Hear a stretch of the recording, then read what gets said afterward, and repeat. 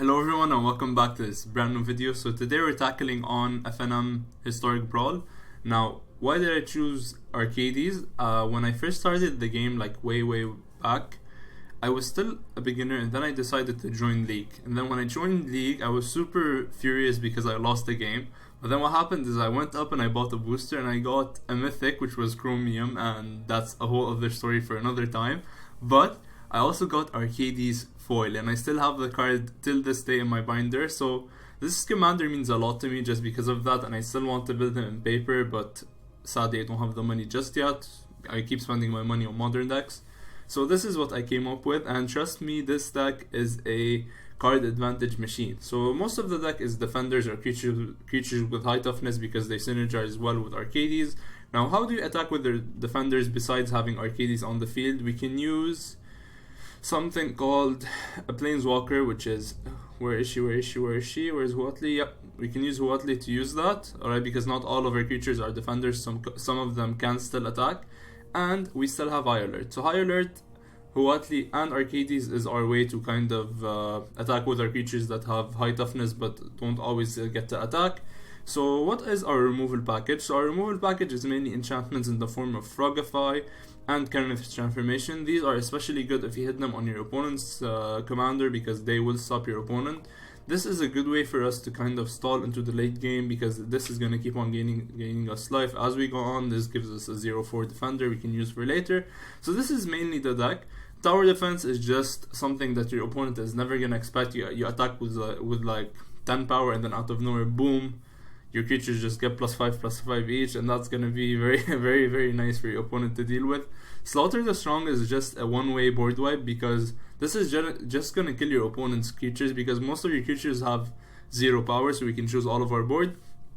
Teo the Shield Mage is a very cool card because it gives us 2/3/3s and sometimes gives us hexproof, which can sometimes be very important.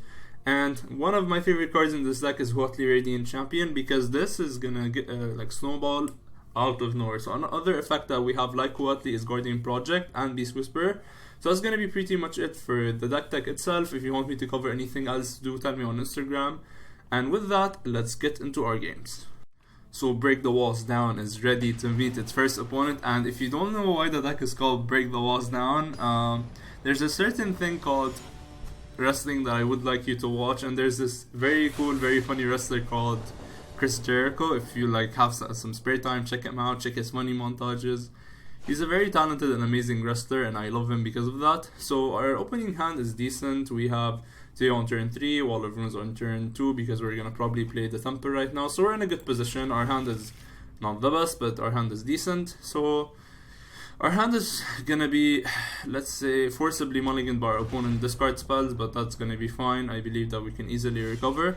And I like Croxa and these and escape creatures as like commander because they get to come back in ways that you never expect, because like you don't have to pay the extra 2 because you can just dump them to graveyard whenever they die, and that's gonna be pretty backbreaking for us to deal with. But I don't know how good he's gonna be able to mill his library into his graveyard, so I think we're gonna be fine. We're gonna be very fine. So Slaughter Priest is going to be not a very hard thing to deal with our 0-4 defender. So let's just drop the suspicious bookcase. I mean, like, it's very suspicious. It's so on flavor, but like, why is it always a library that has like a secret passage to like somewhere? Why isn't it like a regular thing? Alright, so if he attacks, he probably has something up his sleeve, but we don't care.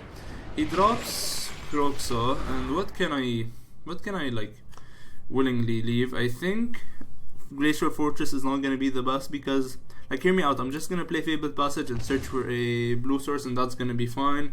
We are going to be fine. So he sacrifices Croxa, and then this is going to mean that we're not going to block it, but that's fine.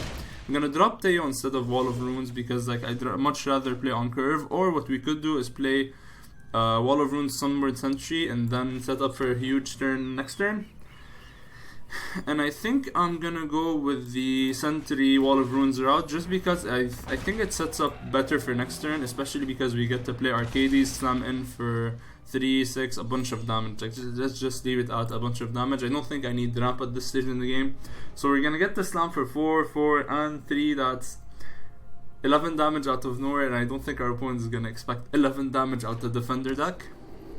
Now let's see what he plays, because that is going to change what we do. Let's hope it's not a board wipe or a must discard effect. I mean, Rakdos probably has a lot of good removal, but Devil is something I should probably be worried about before I drop Arcades. But, I mean, this deck was made to play its commander, and play its commander it will. So we are taking 2. We're still, I don't know if there's removal right now. I think there's Price of Glory or something like that. So what I'm actually going to do is just not run out my Arcades just yet. We're going to play Teo / Resolute Watchdog. And then the turn after we drop Arcades, just because I'd much rather have something to protect him in case my opponent tries to kill him. I don't want my commander to die, obviously. So let's just run out the Resolute Watchdog. Look how cute he looks. And then we drop the Teo's Light Mage, Shield Mage I mean. So Teo is a very cool Magic character, and I hope we get to see more of him very soon, because I really like his art, and I don't like what he does just yet. Anything to support your allies, indeed. We could have attacked with this, but I don't think it's worth it just yet. I'd much rather keep it on the backside. And we're gonna start attacking very soon, so no worries about that. Let's just hope we top deck a land so we can pull off the give Arcades indestructible thing with Watchdog. Let's hope we get to do that. So let's see. Our opponent can bump this up to be a... He can bump it twice, meaning this is gonna attack us for 6. And yeah, we're in a very, very fast clock if we don't deal with this quite soon. Let's see, what can we do? So Nylea has a bow which doesn't have reach, and that's something I never understood about Magic, and I never liked about Magic. Our opponent doesn't pump, meaning he probably has something up his sleeve. I don't know how good it is to play 2 escape cards in the same deck, because like, come on, you want to escape this and this, like, come on, opponent, you probably can't do both. Like, we're gonna drop off Arcades, and we have a way to give him indestructible, so we're very fine. We're gonna go to combat, because I don't want to, like, him to respond to Teo doing anything. So we're just gonna attack with both of our 4/4s, and that's gonna be good enough to, like, start pressuring our opponent. Arcades is our only way to block any of these flyers, so we're gonna keep him.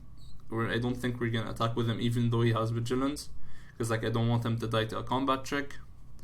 So attacking with a 4/4 and a 4/4. Price of Fame would be cool, because like I can't. Yeah, he can. He still can. He has a black source.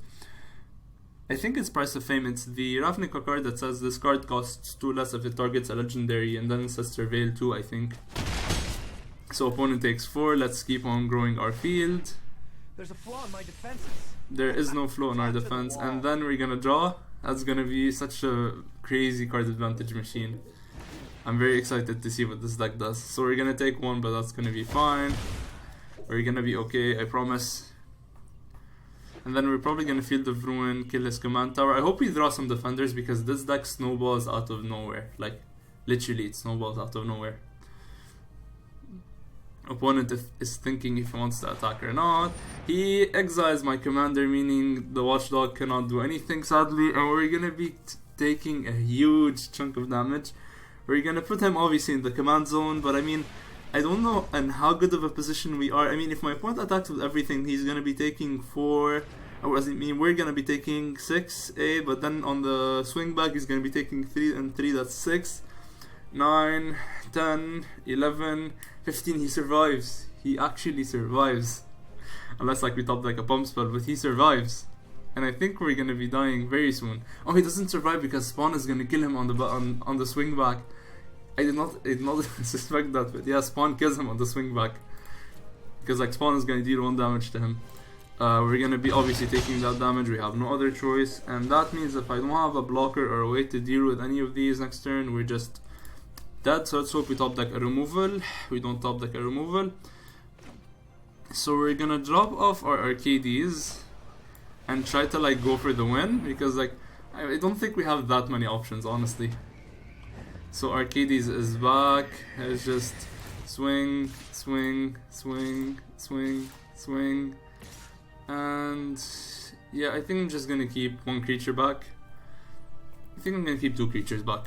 Let's just attack. Alright, so opponent, what can he do with the army of walls? Break the walls down, break the other walls. he probably is going to sacrifice something and give this first strike. That's very sad, honestly, but what can he sacrifice? Like, he can sacrifice one of his creatures, and I'm fine with him dealing with his own creatures. Yeah, I'm very fine with this being dealt with. It's in escape. How much? It's an escape 3. So he needs to exile, escape his own commander, but he can, and he probably will. We're not gonna block with Arcades because we needed to do the finishing blow, obviously. Because like our deck can't attack without Arcades on the field, and I think we're in a good spot. I think we're in a very good spot. So we're gonna take it, and if he has a pump spell, I mean, it's over. But I mean, it's either we're over, no, we die this way, or we just die by not being able to attack, and then we die next turn. So I'm fine if he has a pump spell. Opponent, if you have it, go for it. Opponent, if you have it, go for it. Like, honestly, I'm not gonna block with Arcades. What do you expect? If I block with Arcades, the deck is dead. We could give something unblockable next turn, but I'd much rather attack with a 4/4. Sadly, this can't tap and target itself unless like I give it vigilance some way. Witch's Oven is fine. I think we're gonna be in a good position. I believe.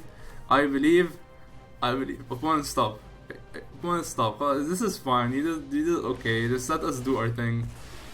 Opponent sacrifices his Spawn of Mayhem, and to get 2 food, that's gonna be, I think, enough for him to survive. Let's check. So he can sacrifice the food, grow this a bit, and then we're gonna be, let's see, he blocks the 4/4. He's gonna be taking good game. Are we dead?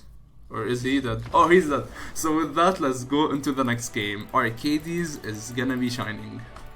So going into game 2 of break the walls down, break the other walls. So hopefully what we're going for is just a streak and a win. Let's see if you get to do that. When I'm done with this deck, I'm gonna try to show you another deck I've built around, which is Yarok. I have no emotional attachment to Yarok, just like I have with Arcades, but Yarok is a very cool commander, and it's a very cool tactic to go with. Like, I built a landfall Yarok deck in Commander. Like, I obviously did not buy it because it's expensive. I just proxied a bunch of cards, and it turned out way better than I expected. Let's see. So we're gonna probably mulligan, and I hope our opponent's Kenneth is not that hard to deal with, because I don't want to deal with something that good. So we have ramp, we have potentially turn. Let's see how much Arcades. I think we can drop Arcades on turn 3. Let's just play Hallowed Fountain, play our Novice Knight, and I do know that we should probably went with Gilded Goose or Caretaker, but I think I'm gonna be fine with waiting. So we're gonna drop off Incubation Druid, and that's gonna be fine. Because like, I was afraid of him like playing something on his first turn, and I want him to like think we're kind of an enchantment deck, not a purely focused defender deck. Because like, defender decks are very easy to tackle. We have this to deal with Kenneth, and it's very funny if we Kenneth transformation on Kenneth. That's gonna be a very, very funny thing to do. You can drop Arcades now, but I don't think we're rushed, and I'm afraid of him having any kind of board wipe. So we're just gonna play the Birth of Meletus, and then maybe the Caretaker, and we're just going to pass, or maybe the next Flea Ram. Let's just get a land, and then we're gonna drop off next Flea Ram, and then we're gonna be fine. I could have played these two, but I'm afraid of a potential board wipe our opponent might have. So I'm just trying to pressure him bit by bit. Oh, is he playing the Kenneth Dinosaur combo? So there's a very cool Kenneth deck running around, which is you play Arcane Adaptation, and then Arcane Adaptation makes all of your creatures Minotaurs, and then there's this card from Theros that says search your deck for up to 4 Minotaurs, and then if you do that, you kind of just win the game, because you're gonna get... I'll show you the exact pie later. Doesn't it say combat damage equal to its toughness? I mean, that's very weird. I'm pretty sure this is toughness 5. So what's up? Wait. Each creature... Oh, they have to be with Defender. Alright. So yeah, I think I just pulled it as a mythic and I never read it well enough. So that's gonna be very sad for me. Just attacking for 3, but we're gonna be fine. Gonna drop... I'm not gonna drop the Watchdog because I don't want to like run it into some kind of remover. We're gonna drop the Caretaker, and then we're gonna draw a card. So we're gonna kind of try to ramp a bit. Field of the Death is gonna be online very soon. Uro is fine, and then he tapped out for Uro. This is gonna be a very bad position for my opponent. This is a very bad position. He's gonna be taking 3 and then 4, that's 7. Alright, attack is looking pretty good. Our attack is looking pretty good, I'm not going to lie. So let's play the Watchdog before deciding into committing into any of the Field of the Dead command tower kind of effect. Does this give us the win? Probably not. We're just gonna drop off Field of the Dead because we don't need it at this stage. We don't need the land, I mean. And then we're gonna attack for like 3, 3, 3, and 4. Who knew that playing with defenders is gonna be that fun to do? So let's do this. Alright, so our opponent is down to 12, and if he drops down a board wipe, it's gonna be very brutal, but we get to at least save our KDs with the Resolute Watchdog, and our opponent concedes. And I wanted to give you more kind of content with this, but it's not gonna be enough. I can drop a separate Brawl video for it maybe next week if you like it. So I hope you enjoyed, and if you did enjoy the content, please do consider subscribing. It helps the channel a lot. And with that, I'll see you in the next Brawl. Like, let's see what we win. 20 gems, I mean, is fine. We can just save up for Ikoria. And I'll see you guys next time.